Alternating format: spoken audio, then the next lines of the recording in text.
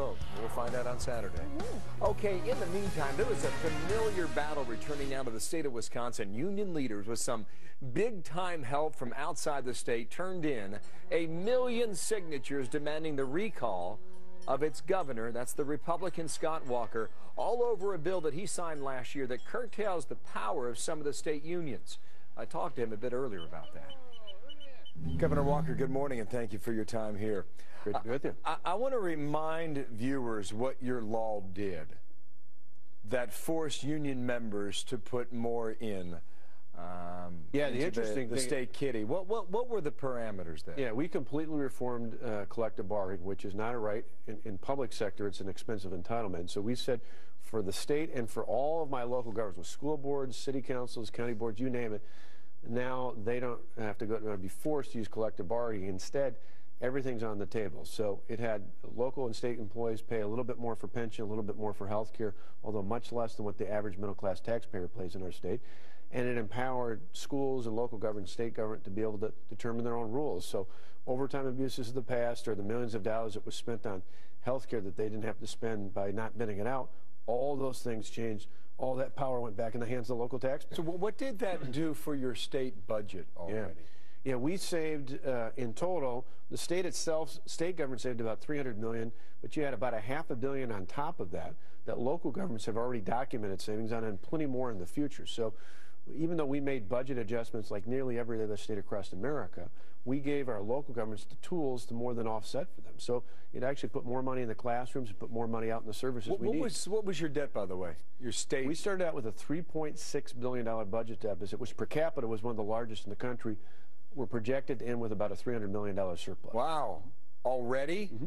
It's a biennial budget, but the goal is, you know, instead of laying off thousands of public employees, instead of raising taxes, instead of using budget gimmicks, instead of even things like cutting Medicaid, we actually added money to Medicaid to protect needy families and children and seniors in our communities. We chose long-term structural reform that not only balanced the budget this time, but ultimately will help us balance it for generations to come. But you know the other side's gearing up for you, and they have gathered more than 1 million signatures, they say, at this point. You could face a recall election over the summer. You could be tossed out of office. We are a long way from that. However, if that happens, and the law you signed is overturned, what happens in the domino effect for Wisconsin's budget then, do you believe? Well, I mean, I think the irony is really it's a choice of the past. Previously, before my taking office, we had a multi-billion-dollar budget deficit. We had double-digit tax increases. We had record job loss. We lost 150,000 jobs in the 3 years before I took office. I think it's pretty clear if the recall proponents have their way and they elect someone who's going to repeal that law and go back to those standards, we're going to be not only like Wisconsin was in the past, we're going to face the same dilemmas that places like Illinois do today because they failed to make the tough choices. Well, they have a 10% unemployment. Not unemployment, but they are deep in the red as opposed to where your state is. Worse than California right now, exactly. Worse than California. Just this last week, they surpassed California as the worst debt rating out in the country out there. That's because they failed to make the tough decisions. It's why they have 10% unemployment versus ours at 7.3%, which is down from a year ago. You know, the cynics out there, the big government union bosses that drove this election, and the operatives in the state of Wisconsin, the Democratic Party, ultimately want us to fail. But in the end, our success is much greater than other states and is much greater than we had in the past. Now, we need to continue to move forward, but I said that's the real choice here. Do you want to go back to the days when we had those record job losses and the multi-billion-dollar budget deficits and the big-time tax increases, or are we going to work together to move our state forward? This is your campaign pitch right now. Exactly right. And you have said already that you believe you win a recall election. I do. I mean, we earned the majority of the trust of the majority of voters in the state of Wisconsin in 2010.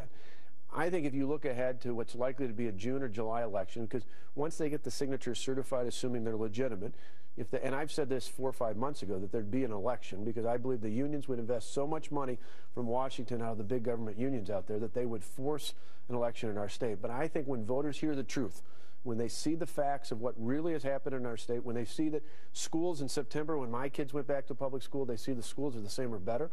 When they saw in December, just a month ago, that property taxes, school levies went down for the first time in 6 years in our state, and they saw true property tax relief, when they see that we have charted out a course to move our state forward. That's the choice Wisconsin needs to make. Exactly. Governor, thank you. The country watched you a year ago. We're going to watch you again this year. Great to be with you. For better or for worse, okay? Thanks Scott so Walker, thank you. So it is clear that he believes there will be a recall, and this issue is going to come up yet again. He is also absolutely convinced that since the law has already been in action, the people of Wisconsin can see the benefits they're getting from it, and that's his strongest argument for the opponent. Well, certainly seeing property tax relief is something that could get you some attention in elections. And, you know, this is the hard work that these folks are trying to do. After they get elected, they got to, you know, put through these changes. So we'll see how he fares. A very interesting interview. Okay. So ahead, the Republican presidential frontrunner responding to questions about his wealth, about his taxes, and about his income. My income comes overwhelmingly from investment.